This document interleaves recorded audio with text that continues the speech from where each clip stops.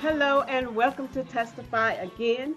Today we are talking to Tashauna Richardson, a rising star, a mother of six that has a testimony that will stop you in your tracks. She is the founder of the movement I Am Beautiful, which has over 75,000 members and I think almost 30 chapters across the nation. So we are honored to have Tashauna with us today, and she has taken time out of her busy schedule to come join us.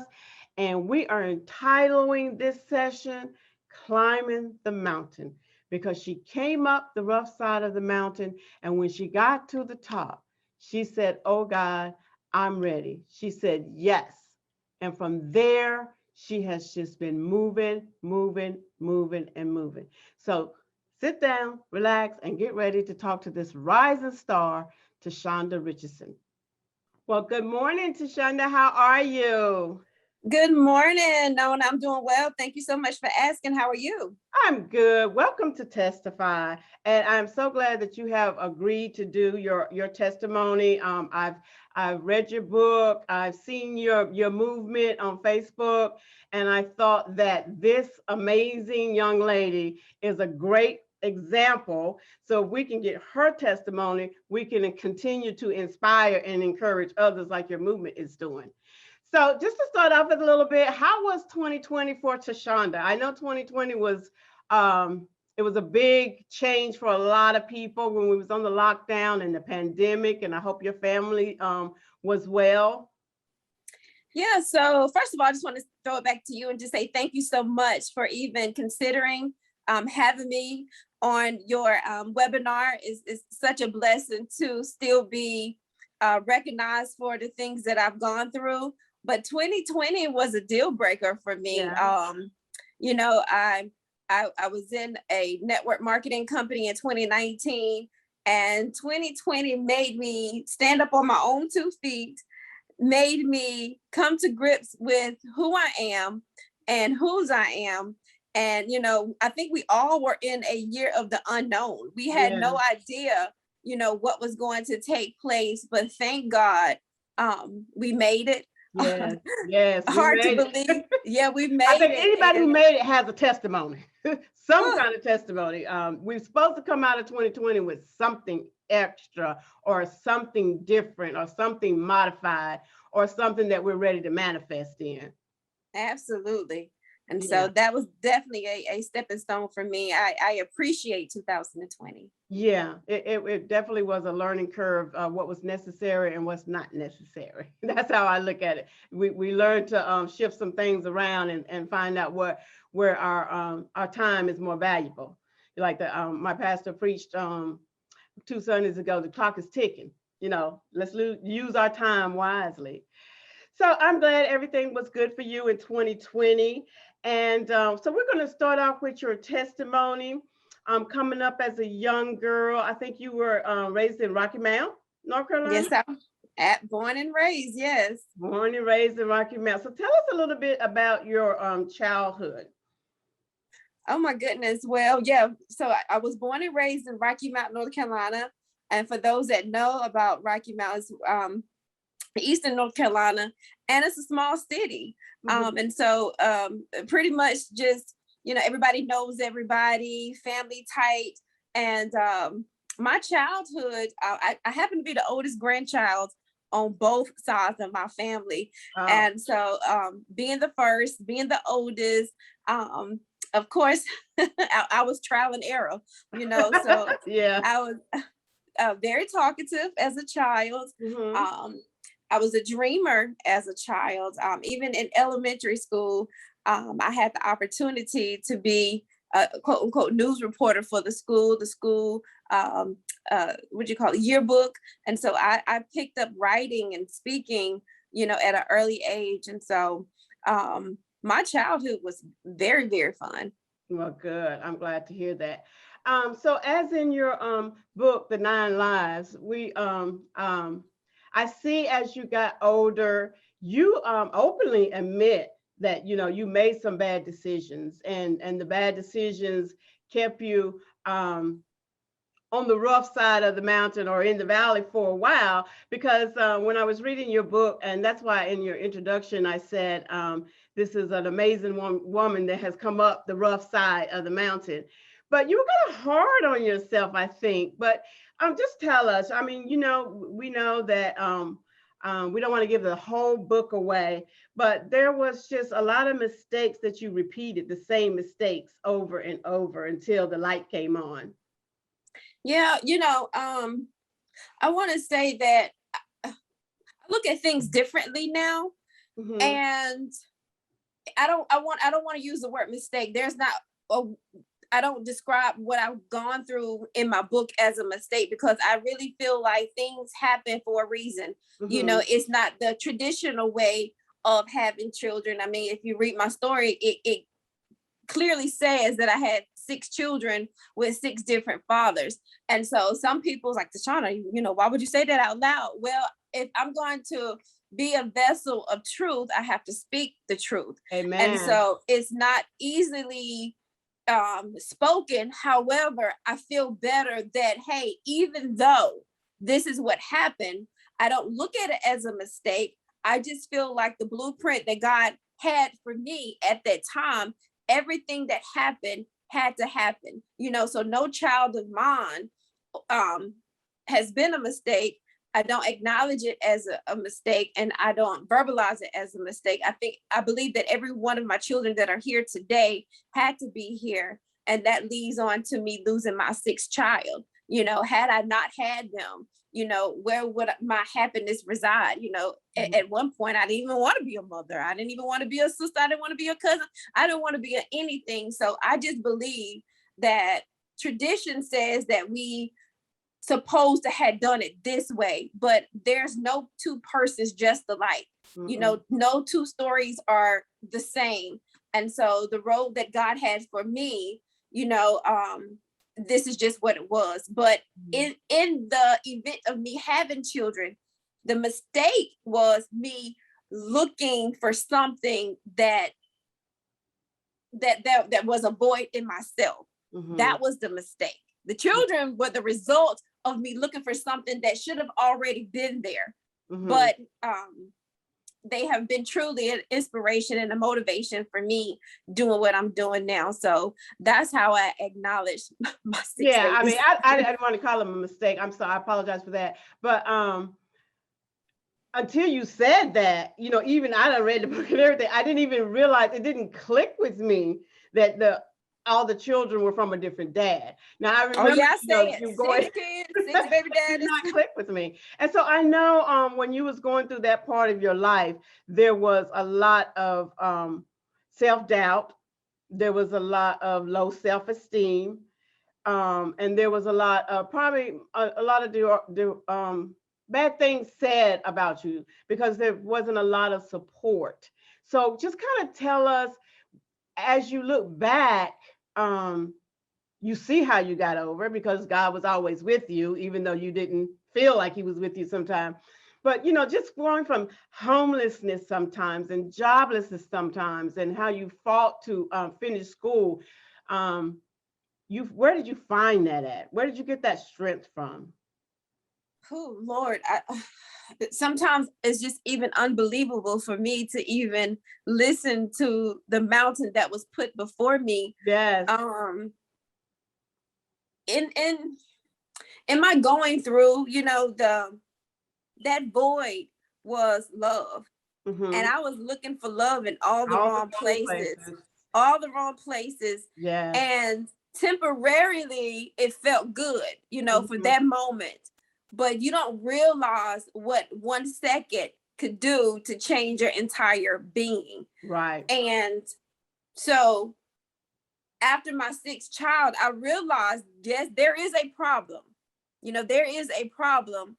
And I had to come to grips with that. Sometimes we go through life being in denial and it's everybody else's fault. Yes, everybody was talking. Oh my gosh, she's pregnant again. Oh my God, who baby is this? The chatter, Because even you said, here we go again. It was like, yeah, I'm sitting there reading, like, and here she go again.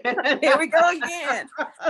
So it wasn't like I was trying to have a basketball team. I was really looking for something that I had to find within. Mm-hmm. And when my sixth child passed away, you know, I was destroyed. I wasn't looking for anything, but it took me about 3 years to even come to grips with his death. It changed everything for me. It changed the lives of my children. And Yeah. and after 3 years, the year of 2015, I just openly asked God, why? Mm-hmm. Why am I going through this? Because, this is not how it's supposed to be. And then he didn't answer me. It's like, talk to me, tell me something. And months later, we hear this song, he may not come when we want him, but he always come right on time. Yeah. And so I was in a position of ready. I was in a position of expectation. Sometimes we ask God for things, and our posture is like this, like, when you gonna do it? Did you not hear me? But I was in a posture of ready. And whenever he was ready to speak, then I was going to be ready. Right. And so after 3 years of going through that without asking him for help, without asking him why, a few months later, that's when I Am Beautiful came into place. So let's go back for just a moment, because there was one thing you said in the book when you were having your sixth child, and I'm so sorry for your loss. You said that when you was in labor, his dad was at the foot of the bed with 3 things of Victoria lip gloss, and that's what made you so happy. I was like, what? Lip gloss? What's up with the Victoria lip gloss? He was terrified to come in there. I'm listen, this tells you right now where your mind was. He was so nervous. And I was like, when you get here, just have my lip gloss. And it couldn't be any kind of lip gloss. He had to be Victoria's Secret lip gloss, because you can't eat anything. And so if it was sweet, I at least could lick, take my tongue and just lick it up. Because I had been in labor all day. I was hungry. I was thirsty. So he came in with the lip gloss. And yes, it's funny today because that was 9 years ago. Today I have my own cosmetic line. So it just go ahead and that lip gloss, huh? I had to make a note of that. I was like, I gotta ask her about the Victoria lip gloss. I mean, come on. We laugh about that to this day. Well, I'm glad he came through with the lip gloss to help you. Help you with your labor. So I know the death of your son took you through a lot, and like you said, it affected the whole family. So how about the kids? How did you help your other kids get through the death of their brother? I didn't know what to do. I didn't know what to do, and I did not have a go-to. So I went to counseling twice, and it made it worse, because I could be having a good day, and then at 5 o'clock I got to go to therapy or counseling, and then I have to relive something that I wasn't trying to relive for that day, and it brings me back to a dark spot because you are forced to talk about it. And so that didn't work out. And then honestly, I didn't have a particular, outlet for me and my children, because we were all going through it. Nobody had ever experienced any of that in my immediate family. So it was very destructive, because I was angry, I was mad, and I'm pretty sure it rolled over, just to be honest with you, as a mother, I'm still looking at a baby bag. I still have his baby bag right now with the same bibs and Pampers in the bag right now. I still have it 9 years later. And so that was very difficult to wash a load of clothes and see a onesie or a blanket or sock in my laundry bag. And so a lot of days, I probably was absent mentally and emotionally. So looking back from what you know now, do you think that you would have handled it different? I mean, you would recommend grief counseling or counseling, wouldn't you, now that you look back, or would you still not? I think it's just based on where you are in your life.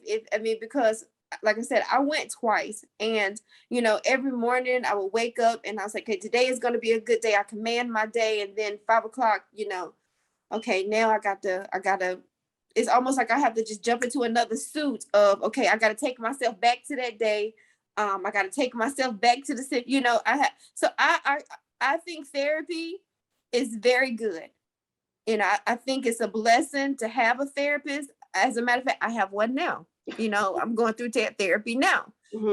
However, I just believe that everything occurred for a reason. You know, I don't know if I would say, yes, most definitely therapy, you know, was the way to go. My story wouldn't be my story had I not. I mean, had I taken, but I wish I could have been better as being more available for my children, because I was emotionally destroyed.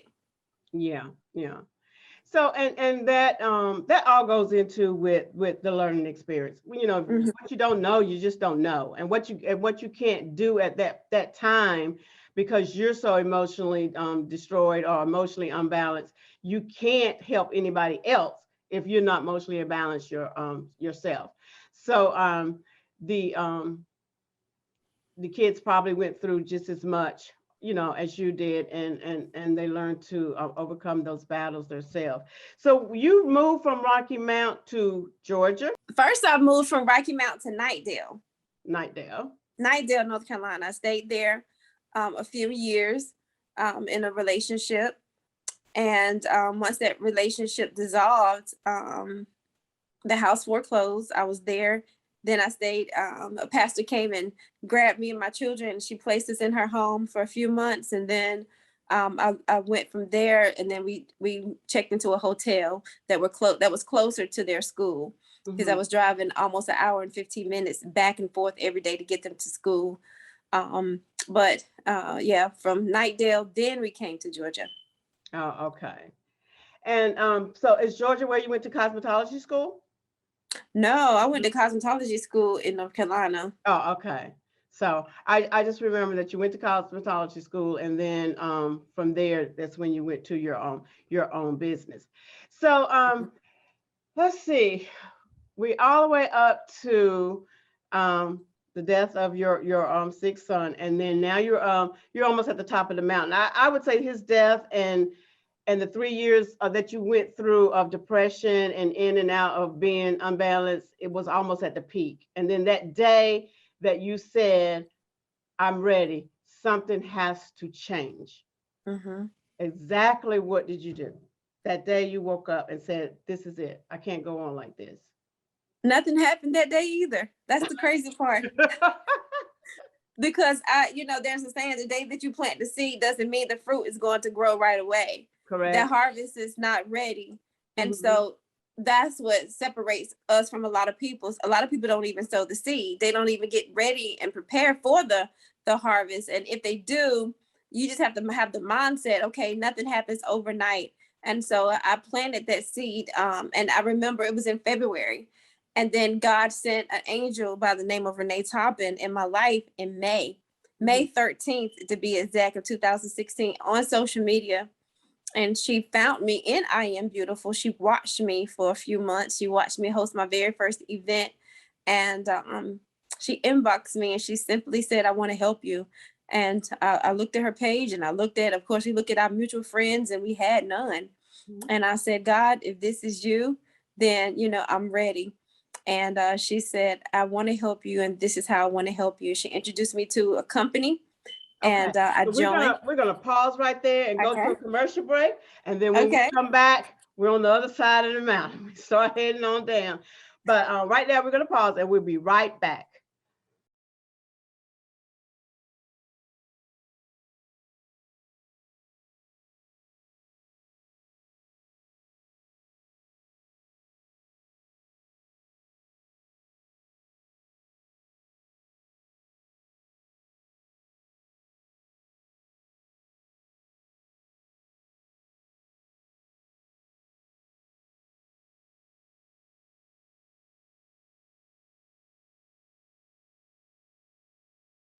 Welcome back. So, Tashauna, now we're on, I don't know how to say it, a better road. We're seeing a brighter day. We're a little bit more positive. You got some confirmation from God He sent somebody to you, and her name was what?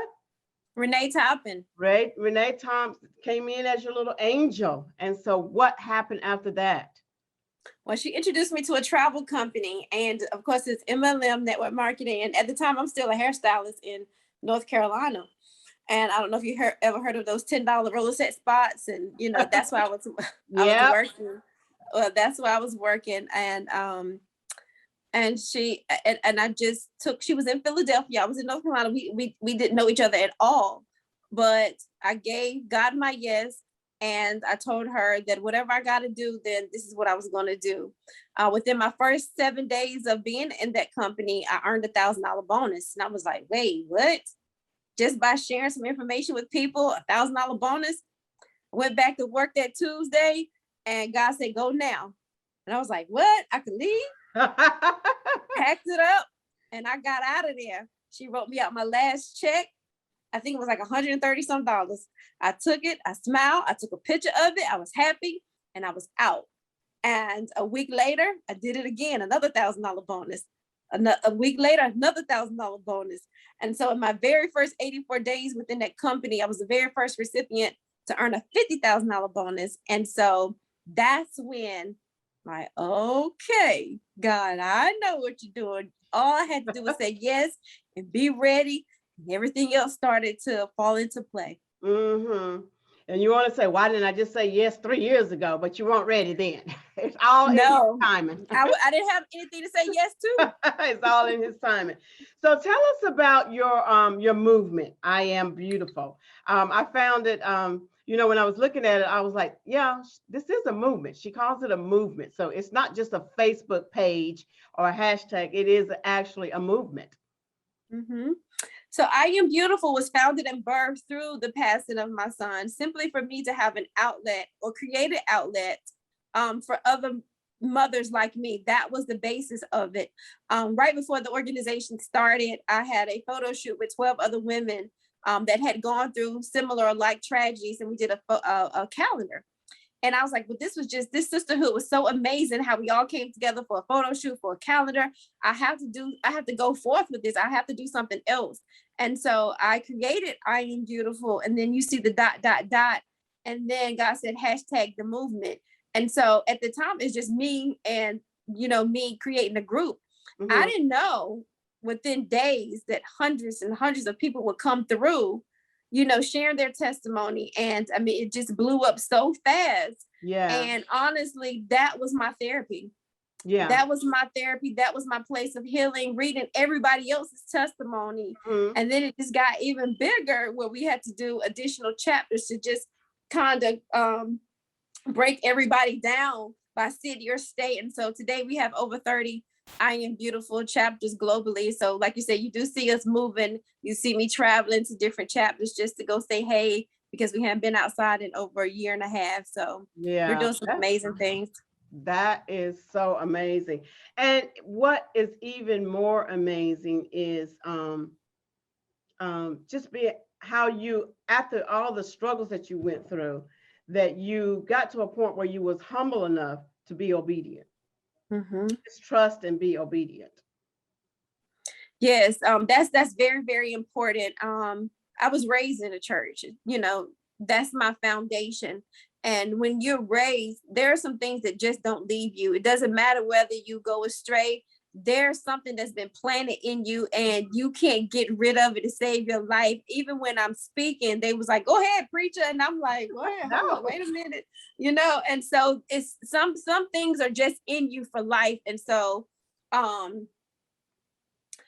the organization, I can't even begin to tell you from 2015 to now how much of a blessing, everything, the women and what we're doing to move forward for other people. Mm-hmm. As you're in there, you see how we always celebrating somebody else. Mm-hmm. And that's why the platform was given, to be a blessing, to someone else. Right. So it started as with mothers that had lost a child. Yeah, I gave my initial testimony, Mm-hmm. I gave my initial testimony. I invited the 12 ladies that were in the calendar. They came in the group. Then we all start, sharing their testimony. Then we invited more people. Then those people start inviting people. And then we hit a plateau of 87,000 women in probably 60 days. Yeah, that's amazing. That is definitely amazing. And the fact that it happened so fast, it shows that God was truly in it and God was truly trying to bless it. So now you got the movement going. You're in the network marketing company, but how did you get your own cosmetic line? Well, good question. So in my first 84 days in my previous company, I hit that $50,000 bonus. And everybody started calling me Miss 50K. Miss 50K. Tashauna was no more. So Miss 50K, Miss 50K. That was in 2016. 2019, I wanted to do something with it, how to blend, where I was in my life, and, never forget about I Am Beautiful, the movement. And I wanted to blend it. And so I thought about what is something that women wear and they don't mind, switching. We all wear any type of gloss. We may be, content with our foundation or content with, just certain things. We just can't switch a brand, but everybody loves a nice gloss and like nice lipstick. And so I decided to come up with the concept of put your money where your mouth is. And so the whole line is based upon prosperity. So all of the names in my cosmetic line are named with prosperity in mind. Rich Lady Red, Millionaire Mauve, Cut the Check Cherry, Payday Pink, New Money Nude, OPM. Right. So all of the names represents prosperity. Oh, that is great. I'll have to make sure I look at it because you and that lip gloss, you and that lip gloss that's your line right there, the lip gloss right there. So let's talk about how we let other if there is a single mom in her early 20s, burdened with 3 or 4 children, looking at how to get up that mountain, what do you say to her? Never forget your why. That's very, very important. We get up, a lot of people get up and really don't even understand what our purpose is. And it takes time. As I stated before, I asked God to make a move and he didn't answer me right away. But when God gives you something, you just have to trust the process. And I tell people all the time, we all have experienced a pit experience. God, if you get me out this situation, I promise I won't go back to it. God, if you get me out this relationship, I promise I'll do better. Sometimes it's okay to embrace the pit. So when you get to that palace, you can appreciate it. So if there is a single mom, with children, and you just feel like, you can't make it, remember the reason why you are doing what you're doing. Sometimes you have to, grab your own self by the throat and just, speak and command life, speak life over yourself. And that's one thing that I do. I speak affirmations over myself because this world is so full of hate. Social media is so full of, hate. And so if you don't command your day and command your mind and speak over yourself first, then, you are welcoming anything that the enemy throws at you, you're welcoming. And so, I would just tell her to keep your why in front of you, because as my mentor used to tell me, your why should be big enough to make you cry. And if your why don't make you cry, then your why is a lie. And I know my why ain't a lie. So that's a mouthful right there. That is a mouthful right there. Yeah, understanding your why and your purpose. And there's so many this new generation that they don't understand the process. Like you said, it takes time. It's not going to happen overnight. But if you have a dream and you believe in that dream, or you have a vision and you believe in that vision, then you have to be willing to go through the process. You have to, and more importantly, to add on to that, Ms. Nona, you have to have the right people around you, because I couldn't have dreamed a big dream around small-minded people, because they would have thought that I'm bragging and I'm boasting who she thinks she is, and she forgot where she come from, and so I'm thankful that I have a few people that are to my left and to my right. Even if I say, hey, y'all, I want to go by the block. They're gonna be like, okay, what block we buying? You know, had I been around people that couldn't accept me climbing the mountain, they were like, girl, you done lost your mind. So who Mhm. you have around you, who you're connected to, it definitely matters in your mountain climbing of success. Yeah, and I heard you say that you have a mentor. How important is a mentor? Very, very, very, very important, because when you try to do things your own way, especially if you've never done it before, you're going to make a lot of mistakes. And so having a mentor,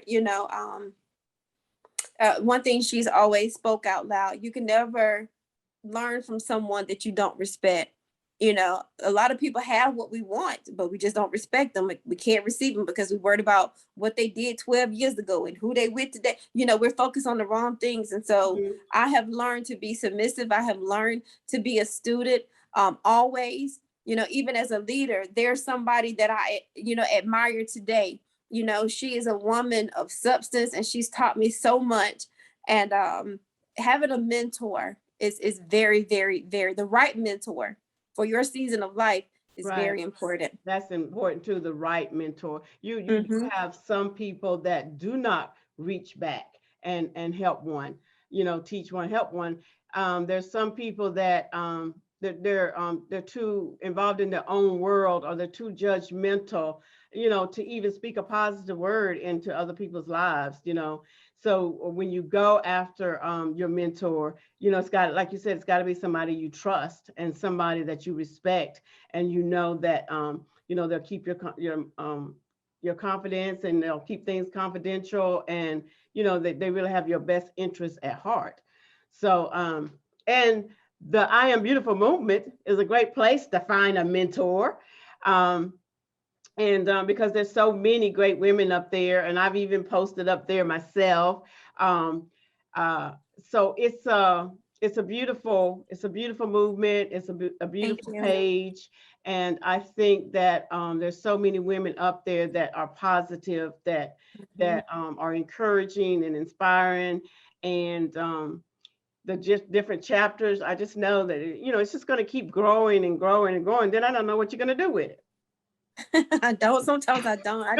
It just takes off, and I do know, we're God navigated, and so whatever He has for me to do, then I'm His vessel. We are in the process of preparing for our next event, in April of next year, and so that is all underway, and I cannot wait to release all of the details so we can experience something that I don't think I've ever seen Mhm. happen before. So Oh, we're something moving. new. Oh, something new, I can't wait. something new, something new. We always think we've done seen it and done it.